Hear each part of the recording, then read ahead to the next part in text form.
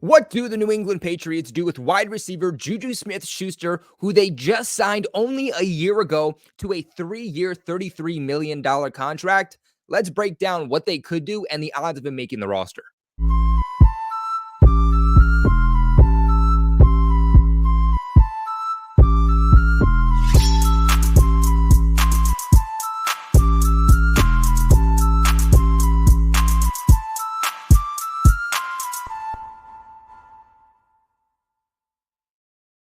What is going on, Pats Nation? As always, it is your boy Colby with Patriots Global back here with another video. And during this sort of dull period in the offseason, I wanted to start hitting on some of the glaring questions that this team is facing. I feel like one of the biggest questions that this fan base is having, and I think even the Patriots are probably having themselves, is what do you do with JuJu Smith Schuster? And I hate to say that this wide receiver core is stacked because it's not necessarily stacked, but they have a lot of guys that are NFL wide receivers, a lot of guys that could make this roster. Truly, the only thing that the Patriots don't have is, at least at this point, a current, true, bona fide wide receiver one. Other than that, I feel very confident that we have very good wide receiver twos, wide receiver threes, and wide receiver fours, all of which that are very, very important and complementary and must needs behind a wide receiver one. And really, now the Patriots are sitting at a point where we're talking about some of these guys that are on the team will not be able to make this 53-man roster. I mean, between Kayshon Boutte, KJ Osborne, Demario Douglas, Kendrick Bourne, JuJu, obviously Javon Baker and Jalen Polk, the two new rookies.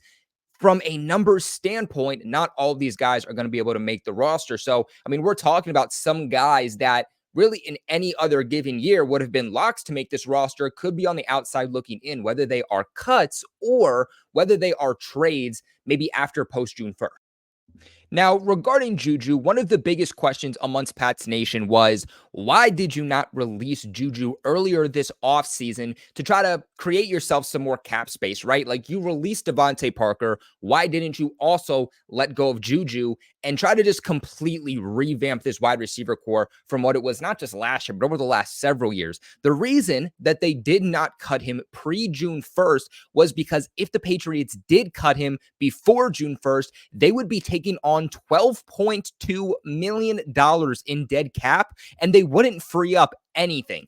I'm not talking about 600,000, even 60,000. They would actually lose $1.9 million against their cap space if they released him pre-June 1st. Now, the number that they would save here, either way, in 2025, they would take on $2.6 million in dead money in 2025, while taking on about 7.5 in cap savings. But if we look, if they cut him post June 1st, they will be taking on only $9.6 million in dead cap, while they will actually free up $600,000 for the cap space, rather than, again, if they released him pre-June 1st, they would be taking on over $1 million in dead money. So I don't think it's unrealistic that the Patriots do still release JuJu, but it makes a lot more sense for the Pats to release JuJu post-June 1st because it'll actually help them against the cap versus if they had done it again pre-June 1st. Either way, though, if they cut him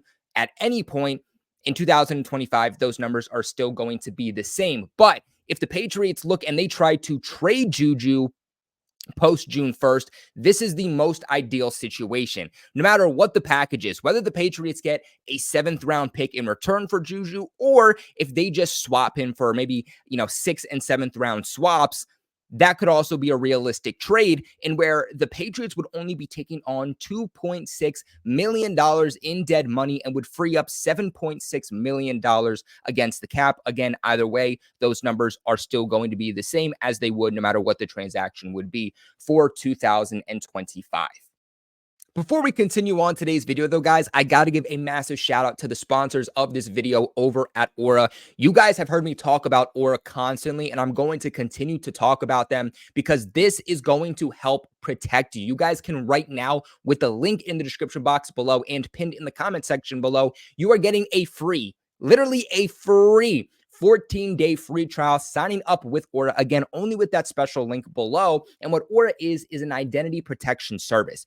You know how we have protections on our home, right? We have alarm systems on our home to make sure nobody breaks into our house and steal, your jewelry or your TV, your precious items, right? It is the same thing with Aura, because what we face today, the biggest threats that we all face today, are not really on a day-to-day basis. They're not in real life. They're actually on the internet. And what Aura is going to do is make sure that none of your private information is being utilized online without your information. Did you know that your phone number, your address, your credit card information, your social security number, these are all things that could be online about you without your information? If you're ever getting calls or text messages saying that your FedEx package is having problems and you're like, wait, I didn't order anything, that's because your phone number is being utilized without your information. Guys, you do not want to wake up one day and realize that your credit score is messed up. You do not want to wake up one day and realize that your bank account has been absolutely drained. And right now with Aura, you can make sure that you and your family members are completely safe by signing up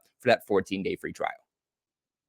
Moving on here with JuJu, though, I think that first off, you have to look at who are guys that are going to be already ahead of him on the depth chart. And to me, I think you look at the Patriots current depth chart right here. Kendrick Bourne, roster lock. Demario Douglas, roster lock. Jalen Polk and Javon Baker, I think, are both roster locks. I think that KJ Osborne is also a roster lock because he just went out and threw the first pitch at the Red Sox game the other day that the Patriots sent him out to. They probably wouldn't send out a guy to represent the New England Patriots and to represent Boston that they don't think is ultimately going to make the team. So I think if KJ Osborne stays healthy, then he is going to be a guy that also ends up making the roster, which means that you also have Jalen Polk and Javon Baker, the two rookies, obviously. They're going to be locks to make the roster too, which sits at 5 locks for me. So if the Patriots are going to keep 6 wide receivers, it's going to be between JuJu, Kayshon Boutte, Jalen Reagor, and Tyquan Thornton. And I think that is what JuJu Smith Schuster is going to be fighting for this offseason, is that 6th roster spot. Now, this past Monday, the Patriots were able to have interviews with a couple of different players after their OTA practice, and one of them was JuJu Smith Schuster. It was Doug Kyed who actually asked him how he's feeling, how he's rehabbing, kind of where he is now currently heading into 2024 versus a year ago when he was heading into the 2023 season, coming off that Super Bowl win with the Chiefs, and of course, just signing with the Patriots. And he said, and I quote, that it's not easy coming off a knee injury and having a long season and coming back really short. I feel great, honestly. He also went as far as to say that this time last year and really all of 2023, he was at about 60%, because what you have to realize is that he had a very, very, very short offseason. He had a very, very short period of time to actually rehab and get healthy from the period of time in which the Chiefs won the Super Bowl against the Eagles to when he signed with the Patriots. He was playing football for a really, really, really long time during the 2022 season, so he never had time to actually rehab that knee injury that he had from 2022 when he signed with New England. He said that now he feels 100% because obviously the Patriots didn't play good football last year. He didn't play a full season, but also the Patriots played the regular season and then they were done. That gave JuJu a little bit of extra time to rehab that knee injury. So he says that honestly, he's feeling the best he's ever felt. Now, look, is that the truth? Is he gassing it up to try to make the roster, make himself seem better? Obviously, we don't know. From what's been shown so far between, OTAs and some of these practices, is that JuJu's not getting a lot of involvement. He's especially not getting a lot of involvement with the starters. But we have to keep in mind is that this is early on in the process. If he's in training camp and he's not getting a lot of run with the starters, or he's not getting a lot of snap time in general, that's probably a pretty clear-cut answer that he's not going to make the Patriots' final roster. There is one thing, though. One thing that JuJu has on the outside looking in compared to guys like Jalen Reagor and Tyquan Thornton, and that's the fact that he's not just a veteran, but he is a proven veteran who just 2 seasons ago put up almost a 1,000-yard season.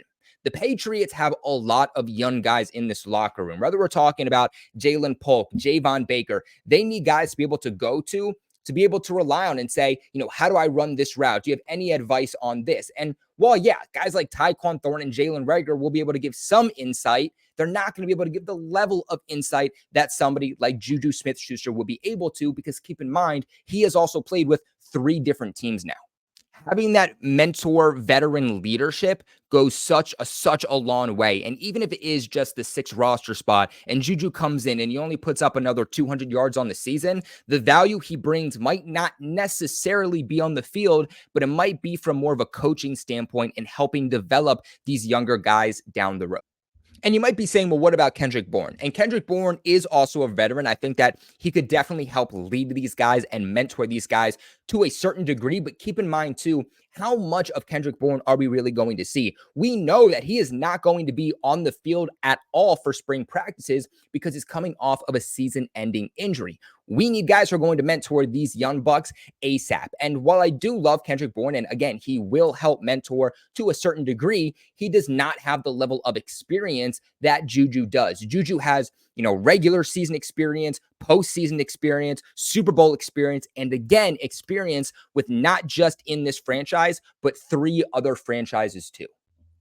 Look, at the end of the day, I do think that JuJu is on the outside looking in, and the Patriots might view this leadership and kind of this mentor role and say, we have a completely new offensive coaching staff. We have not just one new wide receivers coach, but we have now 2 wide receivers coaches and Matthew Slater in the building. JuJu, honestly, we rather save the money. We don't really need you. That is definitely a possibility, but it wouldn't shock me if he's the type of guy that they want to see where he's at. That's what I would say I would advise the Patriots to do. See what JuJu has in practice. See what he has in mini camp, in training camp. And if things don't work out, you can cut him and save around, what did I say, $600,000 in cap space. There's no need to immediately cut him right away.